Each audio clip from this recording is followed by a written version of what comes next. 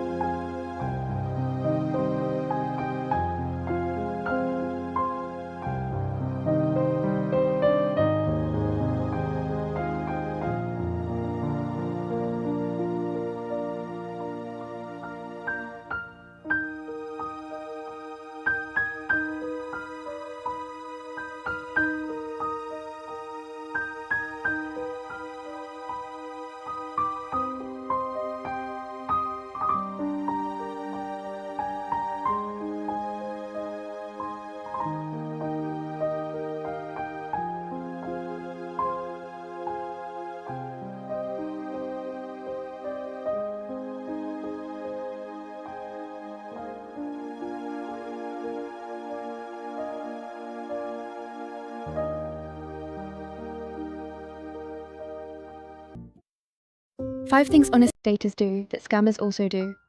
How can you tell the difference before your heart gets too attached? Scams do not always begin with money. They begin with connection, a conversation, a feeling, a person who makes you feel alive again. This is a story reported in AARP magazine. Her husband had been gone for 14 years. She was not looking for romance. Then a man named Tony found her on Facebook. He said he was a surgeon working in Iraq. He said he was widowed. He said he had 2 children. At first, it felt innocent. Then it felt special. He said romantic things. He made her feel seen. He made her feel wanted. Soon, his children started messaging her. They wanted to call her mum. She had never had children. She had waited her whole life for someone to call her mum. So it felt like love. It felt like family. It felt like a new life. They talked several times a day. Tony called 5 or 6 times a day. The conversations felt real, and that made her trust him. Then came the first request. A gift card. He said he needed a better signal to call her. Then he needed money for better food. Then came more requests. Each time she helped. Not because she was foolish, but because by then it was not just about money. It was about protecting relationships, the future, the family she thought she finally had. When she said she was struggling to pay her own bills, he promised to pay her back. Then came the day he was supposed to arrive. Suddenly, he needed $20,000. That was when everything unraveled. It was a scam. In total, she had sent him $39,000. Everything she had. But the money was not the only thing that hurt. Losing romance hurts. Losing the new life hurt. And she had told no one. So she carried the burden alone. That is why these matters. Romance scams are emotional crimes. They target hope. They target loneliness. They target trust. They target the part of you that still wants to believe love is possible. So here are 5 things honest daters do that scammers also do. And how to tell the difference. 1. They give you attention quickly. An honest dater may text you often. They may check in. They may remember details. That can be real. But scammers also use attention. Tony called 5 or 6 times a day. That can feel romantic. But it can also create dependency. The difference is this. Honest attention respects your life. Scammer attention takes over your life. So ask yourself, is this person getting to know me? Or are they becoming the center of my world too quickly? Real love gives you space. Manipulation takes it away. 2. They say romantic things. An honest dater may compliment you. They may say they like talking to you. They may say they feel close to you. That can be healthy. But scammers use romance to speed up attachment. Tony said romantic things to her. After 14 years without her husband, those words reached a lonely place. They made her feel chosen. Here is the difference. Honest words grow from real experience. Scammer words move faster than reality. So ask yourself, what does this person actually know about me? Have they earned this closeness? Or are they giving me a beautiful feeling too soon? Honest love grows. Scam love rushes. 3. They create a future too soon. An honest dater may talk about family. They may talk about the future. That can be normal. But scammers create a future before they build a present. Tony's children called her mum. That touched a lifelong dream. Now it was not just romance. It was family. And when someone gives you a dream you thought was gone, you do not want to lose it. So ask yourself, are we building something real? Or am I being pulled into a future that has not been earned yet? A real future needs real proof. Video calls. Consistent details. Verifiable identity. Respect for boundaries. No pressure for money. If the future is beautiful, but the present is full of excuses, slow down. 4. They ask for small help first. Scammers usually do not start with the biggest request. They start small. In this story, the first request was a gift card. He said it would help him call her. So the money did not feel like money. It felt like connection. Then came money for food. Then more requests. Then bigger requests. Once you say yes the first time, it gets harder to say no. Every yes deepens the emotional investment. Here is the difference. An honest dater does not use your feelings as a financial resource. A scammer turns emotional closeness into obligation. So ask yourself, are they asking for help? Or training me to ignore my limits? Do not send money, gift cards, crypto, bank information, or private documents to someone you have not met and verified. If saying no makes you afraid they will leave, that is not love. That is leverage. 5. They promise to pay you back. Tony promised to pay her back when he came home. That promise kept hope alive. It made the loss feel temporary. It made her think, I just have to hold on a little longer. Then came the final request. He needed $20,000. That was when the truth came out. Here is the difference. An honest person respects your financial limits. A scammer keeps creating emergencies that require your sacrifice. A safe person can handle your boundaries. A scammer needs you to abandon them. So let's put it together. Honest daters and scammers can both give attention. But honest attention respects your space. Scammer attention creates dependency. They can both say romantic things. But honest romance grows with reality. Scammer romance rushes ahead of reality. They can both talk about the future.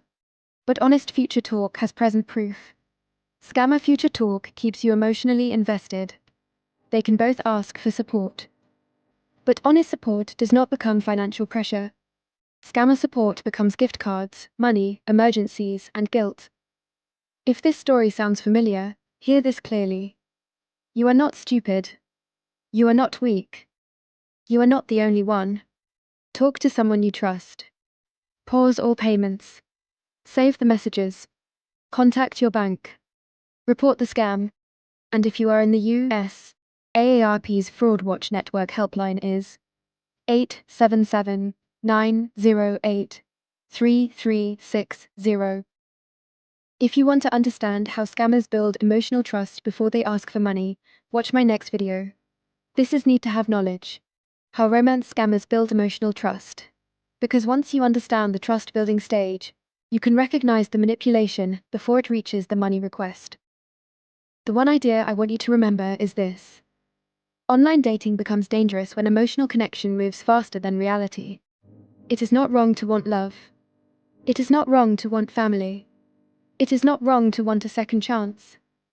But real love does not need gift cards. Real love does not need secrecy. Real love does not punish your questions.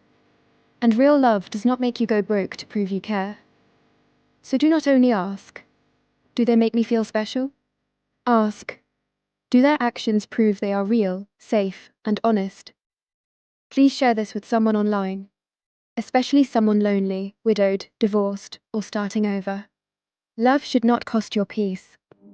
Love should not cost your savings. Love should not cost your sense of self.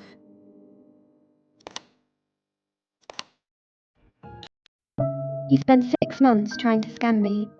He got nothing. So someone else took over. Same account. Different person. Different trap. And this time it was not I love you. It was I can't pay my rent. That is how the scam changed from romance to pity. If you have not watched part 1, it is called He Waited 6 Months Before Asking for Money. That video explains how the emotional bond was built before money was ever mentioned. But in this video, I want to show you what happened after he failed. Because the story did not end. Someone else took over. And this is not nice to have. This is need to have. Because a romance scam is not always one person behind one phone. Sometimes it is a system. Sometimes it is a group. Sometimes the person you think you are talking to today is not the same person you talked to yesterday. And if you do not know how to notice the change, you may miss the second trap. After 6 months, something felt different. The words changed. The writing style changed. The way he responded changed. The timing changed.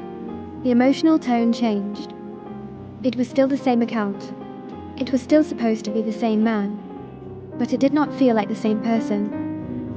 That was the first thing that gave him away. Not his face, not his voice, his writing. When you talk to someone every day for months, you learn their pattern. You learn how they write. You learn how they avoid questions. You learn how they use emotion. You learn the rhythm of their messages. And suddenly, the rhythm was different. That is one of the signs you need to watch for. When someone's writing style suddenly changes, pay attention. When their words become more simple or more polished, pay attention. When their emotional tone changes, pay attention. When they remember some things, but forget other things, pay attention. Because you may not be talking to the same person anymore. So I pointed it out. I told him I noticed the change. I told him the writing did not sound the same. I told him the behavior did not feel the same. At first, he did not want to say it. But after I pointed it out, he admitted it. He admitted he was not the same person. And that moment changed how I saw the whole thing. This was not just one man trying to scam me. This was connected to something bigger. Maybe a group. Maybe a network. Maybe people passing the conversation from one person to another. And this is what you need to understand. When scammers invest time in you, they may not want to lose the work. They may not want to lose the emotional connection that was already built. So if one person cannot close the scam, someone else may try. They may come in with a different tone, a different story, a different kind of pressure. But the goal may still be the same. Access, trust, money, control. Then we had several screen video calls. And that is when I saw the person behind the screen. He was not the successful man from the story. He was not the oil rig engineer. He was not living the life that had been described to me. He was living in Ghana. His living condition looked very difficult. He said he could not pay his rent. He complained about the environment around him. He said it was impossible for him to get anywhere from where he lived. He sounded stuck. He sounded frustrated. He sounded like someone who felt trapped in his own life. And this is where the story became emotionally confusing.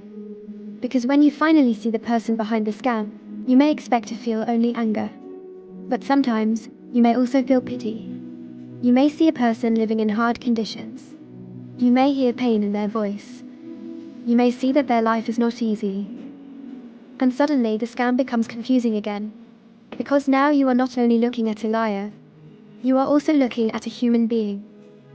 But here is the lesson. Someone's hard life does not give them the right to harm your life. Someone's struggle does not give them permission to manipulate you. Someone's poverty does not make your boundary disappear. You can feel compassion, but you still need protection. You can understand someone's pain, but you do not need to fund it. You can want someone to do better, but you cannot rescue someone who is still trying to use you. I tried to speak to him like a real person. I suggested that he find a decent way to make a living. I told him there were better directions. I pointed out that he did have some skills. He could talk. He could write. He could observe people. He could learn patterns. Those skills could be used in a better way. Those skills could be used for something honest. But he did not fully seem to get it. Or maybe he did not want to get it. Because instead of taking the advice and building a better path, he moved the conversation in another direction. He started saying he had feelings for me. He started acting like there was a connection between us. And then he tried to connect himself to the previous scammer. That part is important. Because sometimes the second scammer does not start from zero. They tried to inherit the emotion from the first scammer. They tried to step into the story that someone else already created. They tried to use the trust that was already built. They may act like the relationship continues through them. They may make you feel like you still owe care, like you still owe attention, like you still owe help. But you need to remember this. A fake relationship cannot become real just because a new person admits the truth. An honest confession does not erase the manipulation. A video call does not erase the scam. Seeing their face does not mean they are safe. And feeling sorry for them does not mean you should send money. Then came the money request. He asked for money to pay his rent. And that was the second trap. The first trap was romance. The second trap was pity. In part 1, the danger was emotional bonding. In part 2, the danger became sympathy. Because now it was not just, I love you. Now it was, I am suffering. Now it was, I cannot pay rent. Now it was, my environment is impossible. Now it was, you are the one person who understands me. And that can be powerful. Because if you have a kind heart, you may want to help. If you believe people can change, you may want to encourage them. If you see someone suffering, you may feel guilty walking away. But this is where you must be very clear. Kindness without boundaries can become a doorway. And scammers know this. They may fail with romance. Then try pity. They may fail with pressure. Then try guilt. They may fail with lies. Then try partial truth. But the goal is still to move your boundary. This is why you cannot only ask, is this person telling the truth now? You also need to ask, what are they asking me to do with this truth? Are they using the truth to take responsibility? Or are they using the truth to get money? Are they trying to change? Or are they trying to make me rescue them? Are they respecting my boundary? Or are they testing it again? Because the real test is not whether someone has a sad story. The real test is what they do after you say no. If they respect your no, that tells you something. If they keep pushing, that tells you something too. And in my case, the pattern was still there. Different person, different face, different situation, but the same direction. Money. That is when I realized the scam had not ended. It had only changed costume. A scam can change shape. It can start as romance, then turn into pity. It can start with a fake successful man, then turn into a real person with real problems. It can start with, I love you, then become, please help me. But if the whole path still leads to your money, you need to stop. You are not responsible for fixing the life of someone who entered yours through deception. You are not responsible for paying the rent of someone who was part of a scam. You are not responsible for saving someone who is still using emotional pressure. You can wish them better. You can hope they choose a different life. You do not have to become the price of their lesson. This is what I learned from part 2. The scam does not always end when the first person fails. Sometimes it continues with another person. Sometimes the mask changes. Sometimes the story changes. Sometimes the emotional weapon changes. But your boundary must stay the same. No money, no guilt, no rescue, no emotional debt. If someone comes into your life through lies, they do not get to demand trust. If someone admits the truth only after being caught, they do not get to ask for money. If someone says they care about you but still asks you to carry their burden, pause. Because care does not use deception as a doorway. And love does not begin with a scam. So please remember this. You can have compassion and still say no. You can see someone's pain and still protect yourself. You can understand why someone is desperate and still refuse to be used. Your heart matters too. Your safety matters too. Your life matters too. And your boundary is not cruelty. Your boundary is protection. If part 1 was about emotional bonding, part 2 is about what happens after the scam fails. Because sometimes, the next trap is not love. Sometimes, the next trap is pity. And if you do not know that, you may escape one scam and walk into another. If you have not seen part 1, watch He Waited 6 Months Before Asking for Money next. That is where I explain how the first trap was built. And if this story helped you, subscribe and share it with someone who needs to hear it. Because this is not nice to have. This is need to have.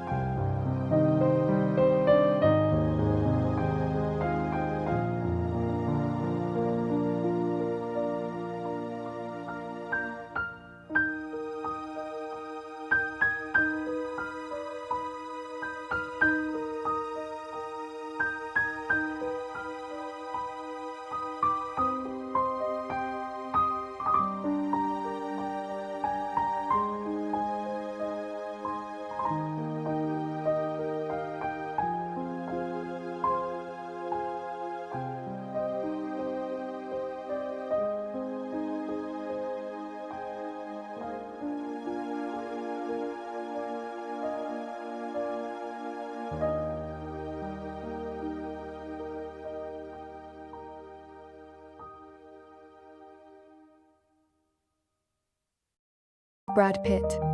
The scammers used AI-generated photos and emotional messages. She lost around 830,000 euros. Many people laughed. How could anyone believe that? But the real warning was not Brad Pitt. It was the feeling. Being chosen. Being understood. Being seen by someone extraordinary. That is the dangerous part of high-end dating scams. Now let me tell you about Sarah. This is a typical kind of case I discuss in my book, What a Wild Online Dating World, which you can find on Amazon. Sarah was a corporate executive. Strong income. Refined life.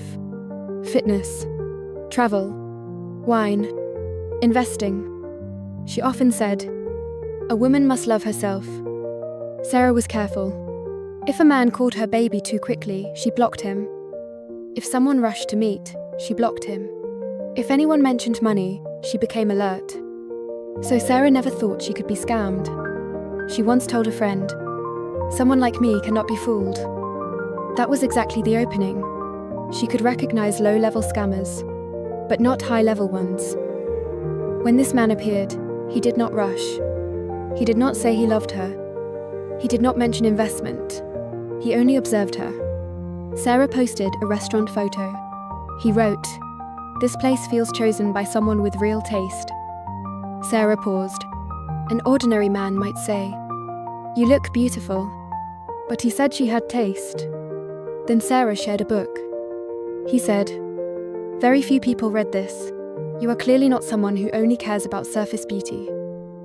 Later, she posted travel photos. He said, "Most people travel just to take pictures. You seem to feel the soul of a city." Sarah replied, "How did you know?" He said, "I can feel it. You are not an ordinary woman." Sarah smiled, not because she had never heard compliments, but because he touched the part of her she most wanted to be seen. Not her beauty, not her money, not her title, but her taste, her depth, her soul. That was the hook. He was not loving her. He was using her narcissism. Here, narcissism is not just an insult. It is the small part inside all of us that hopes, "I'm special. I hope someone sees my true value." The scammer saw that part. Then he started feeding it. At first, they talked about art, travel, career, and life choices. He never rushed. He made Sarah feel this was not flirting. It was a spiritual connection. One night, Sarah had dinner with a friend. Her friend asked, "Did you meet someone new?" Sarah smiled. "Kind of, but he is different." "How is he different?" Sarah said, "He understands me."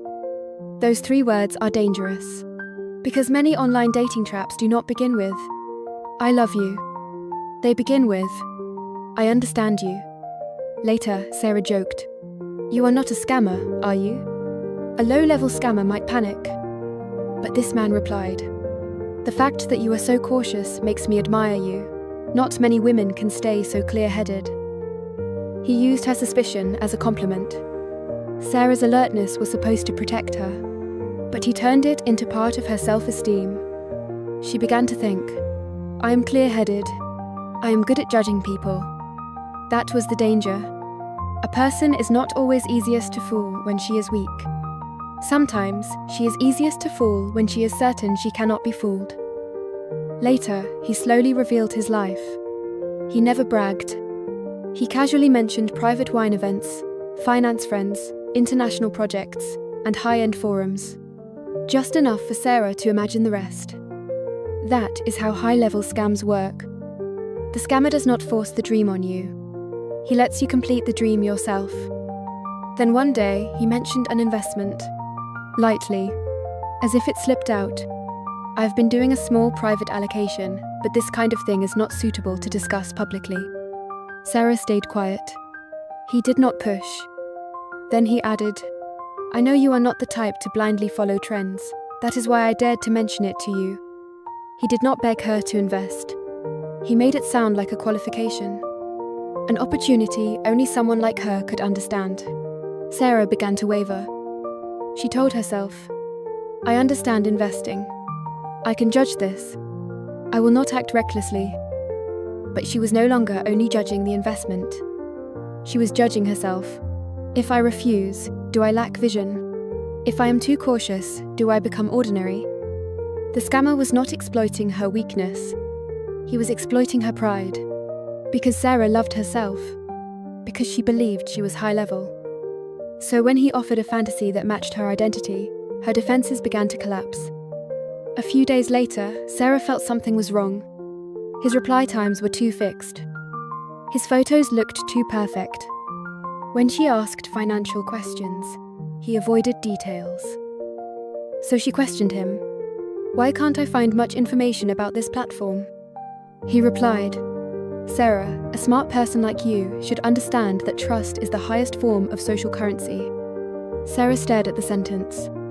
Her heart sank. She wanted to verify facts. But he turned verification into distrust. He turned doubt into something low level. He turned caution into a lack of sophistication. So Sarah made excuses. Maybe he is just low-key. Maybe high-end circles are hard to search. Maybe I am too sensitive. That is narcissistic compensation. It is not that you do not see the truth. It is that you filter out the truth because it damages your perfect self-image. Later, Sarah invested. Just to test. The platform looked professional. The profits appeared real. Most importantly, she successfully withdrew money once. That withdrawal was the key. Sarah lowered her guard. She thought, see, I was right. I am not someone who gets scammed. Then came the second investment. Then the third. The amounts grew larger, until she tried to withdraw everything. Then the problems began. Account abnormality. Taxes required. Security deposit required. System review. Sarah panicked. She called him. No answer. She messaged him. Read but no reply. Then the messages disappeared. At that moment, she understood. From the first sentence, you are special. From every late-night conversation. From every line like, you are not an ordinary woman. The cage had already been closing around her. The cruelest part was not only the money. It was that she did not dare tell anyone. Because she was afraid they would say, you are so smart, how could you be scammed? Her pain was financial. But it was also about self-esteem. She had to admit, I misjudged someone. I wanted to feel special. I ignored my intuition. I am not always clear-headed. So why can loving yourself make you easier to scam? Not because self-love is wrong, but because sometimes what you love is not your full, real self. You love the perfect persona. Always elegant. Always smart. Always right. Never fooled. And scammers know how to love that version first. Then they make you give up verification to protect that version. So remember this.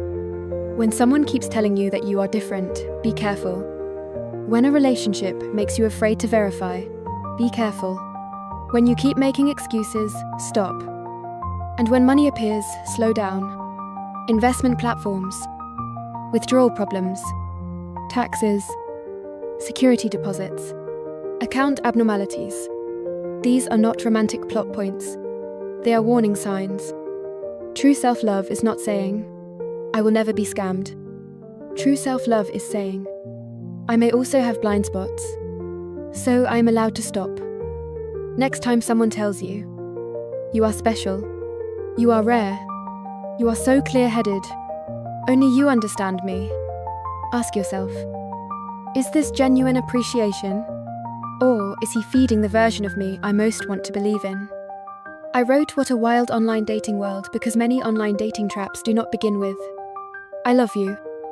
They begin with, I understand you. For more real case breakdowns, please follow me. And watch this video, What You Must Know, How Romance Scammers Build Emotional Trust. It shows how a scammer spent 6 months trying to scam me, failed, and then did something even more shocking. After watching it, you will see online dating more clearly.